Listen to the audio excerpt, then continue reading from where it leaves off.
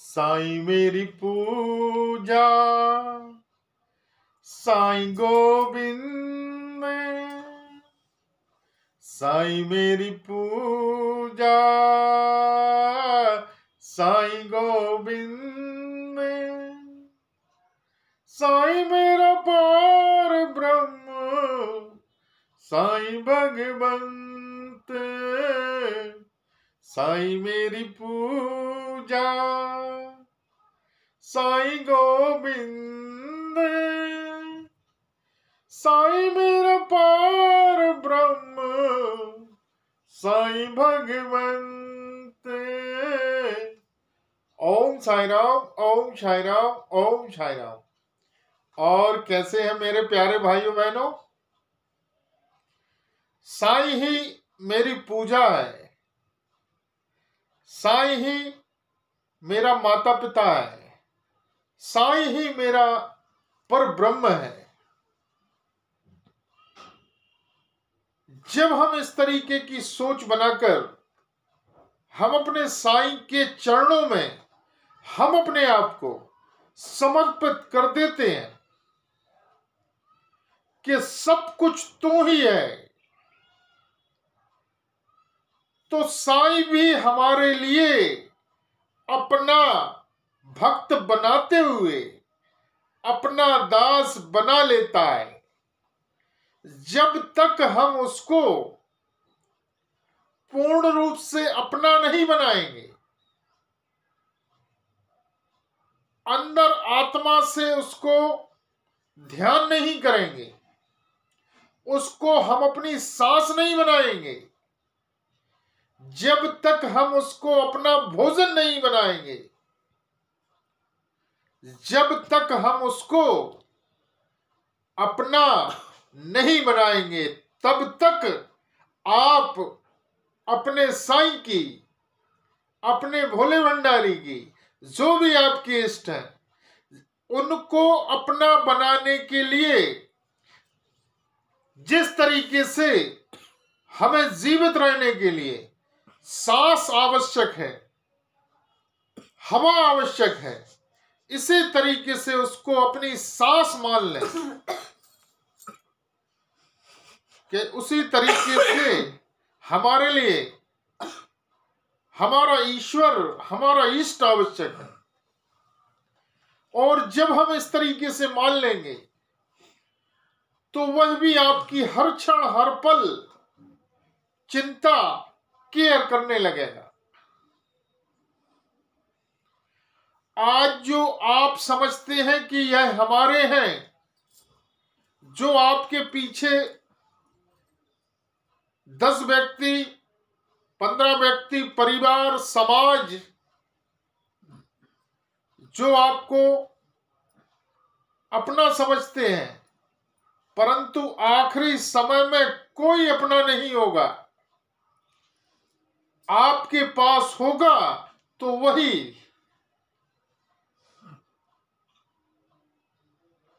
हम अकेले हैं।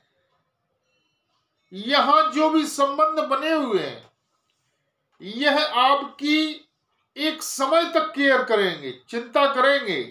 आप उनकी जो चिंता में, उनके कार्यों को करने में लगे हुए हो, परंतु आखिरी समय जब आएगा, और यह समय कब आ जाए इसका कोई पता नहीं। मैंने मौत को बहुत ही नजदीक से देखा है। जब व्यक्तियों की मौत आती है तो आखिरी समय वह जो व्यक्ति साथ में भी खड़े रहते हैं वह भी कुछ नहीं कर सकते। और ईश्वर यहां तक की वाणी भी बंद कर देता है कि तू मुंह से कुछ बोल भी नहीं सकता। अब बताइए, यदि साथ हमारे है तो कौन? इसलिए बगैर समय गवाए उसको ही अपना बना लो। वही एक ऐसा है जो आखिरी सांस में भी आपके साथ खड़ा होगा। हमारे ऊपर विपत्ति आने से पहले ही वह उसका समाधान निकाल देगा। जिस भी व्यक्ति को जो भी वस्तु की आवश्यकता होगी वह देना शुरू कर देता है। बस किसी किसी को समय जरूर लगता है। इसलिए आप जिसकी भी आराधना करते हैं, एक को पकड़ लीजिए। मैं यह नहीं कहता कि आप हमारे साईं को माने, भगवान शिव को माने। आप जिसके प्रति भी पूर्ण आस्था रखते हैं उसको अधूरा न रहने दें, उसको अपनी साथ समझ लें, उसकी आराधना में लग जाएं।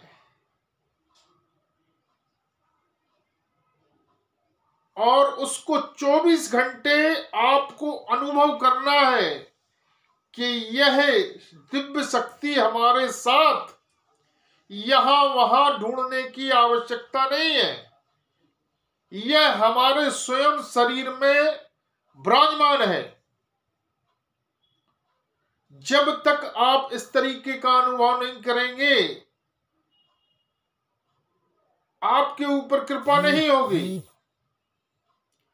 और जब आप यह समझने लगेंगे कि यह मेरे साथ है, मेरे शरीर में है, मेरी आत्मा में है, तो आपको यहां वहां उसको ढूंढने की आवश्यकता नहीं है, कहीं भी जाने की आवश्यकता नहीं है।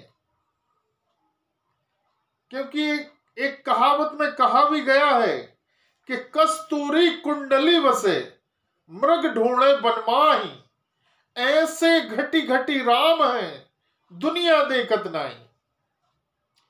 इसका मतलब समझे आप? जब हम उसकी आराधना में लगे रहते हैं, उसको हर क्षण हर पल हम याद करते रहते हैं, वह स्वयं हमारे शरीर में विराजमान है। जिस तरीके से कस्तूरी मृग हिरण की नाभि में होती है और बरसात के समय सावन के महीने में मृग हिरण को उसकी खुशबू आती है, तो मृग उस खुशबू को यहां वहां जंगलों में ढूंढता फिरता है कि यह खुशबू कहां से आ रही है।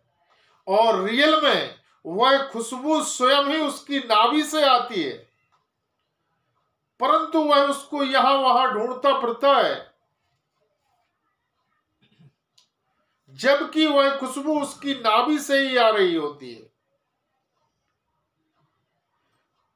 तो ईश्वर की आराधना में आप उसको समझे कि यह स्वयं हमारे शरीर में, हमारी आत्मा में विराजमान है। तो आपके ऊपर कृपा होना शुरू हो जाएगी। हम मनुष्य की आदत होती है, हम नकारात्मक प्रवृत्तियां ज्यादा सोचते हैं, नेगेटिव ज्यादा सोचते हैं, पॉजिटिव कम सोचते हैं। और जो हम सोचते हैं वही हमारे साथ होने लगता है। जब आपको लगता है हमारा ईश्वर, हमारा इष्ट पता नहीं हमारे साथ है कि नहीं है, तो वह आपके साथ नहीं होता है। और जब आप यह सोच लें कि वह हमारे साथ है, 24 घंटे साथ है, और हमारा इष्ट, हमारा ईश्वर जब हमारे साथ है तो कोई कुछ नहीं कर सकता। जिस तरीके से बताया गया है हनुमान जी का एक मंत्र कि जब भी किसी व्यक्ति को भूत बाधा या कुछ डर लगता है तो वह यह चौपाई बोल दे तो भूत बाधा भाग जाती है। तो वह चौपाई बोलने से हमारा मनोबल बढ़ जाता है कि भूत पिशाच निकट नहीं आवे, महावीर जब नाम सुनावे। तो हमारे अंदर का पावर बढ़ जाता है कि किसी भी प्रकार की बाधा हमारे साथ नहीं आएगी। इसी तरीके से जब हम ईश्वर की आराधना करते रहेंगे तो वह और अनुभव करें कि वह हमारे शरीर में, हमारी आत्मा में विराजमान है। इसके साथ अच्छे कर्म करना शुरू कर दें। यदि हम किसी व्यक्ति से हीन भावना रखेंगे, यदि हम किसी जरूरतमंद व्यक्ति की मदद नहीं करेंगे, यदि हम अपने अंदर स्नेह प्रेम नहीं रखेंगे, तो आप कितनी भी आराधना कर लोगे, आपके ऊपर कृपा नहीं होगी, क्योंकि यह उसके रास्ते हैं। तभी जाके ईश्वर आपके शरीर में विराजमान होगा। जब हम अच्छे कर्म करना शुरू कर देते हैं तो ऑटोमेटिक ही हमारे ऊपर उसकी कृपा होना शुरू हो जाती है। और केवल आप आराधना में लगे रहें और आपके कर्म अच्छे नहीं हैं, आप दान नहीं करते,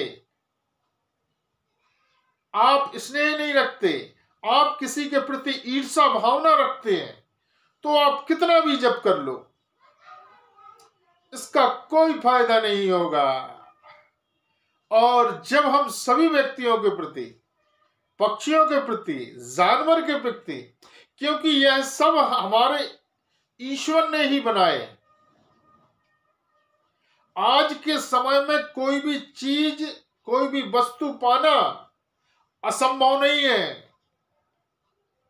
जब इंसान चंद्रमा पर जा सकता है, आज यह मोबाइल जैसा माध्यम बना सकता है, तो हम ईश्वर को, हमारे साईं को, हमारे इष्ट को, हमारे हनुमान जी महाराज को, हमारे भोले भंडारी को क्यों नहीं पा सकते?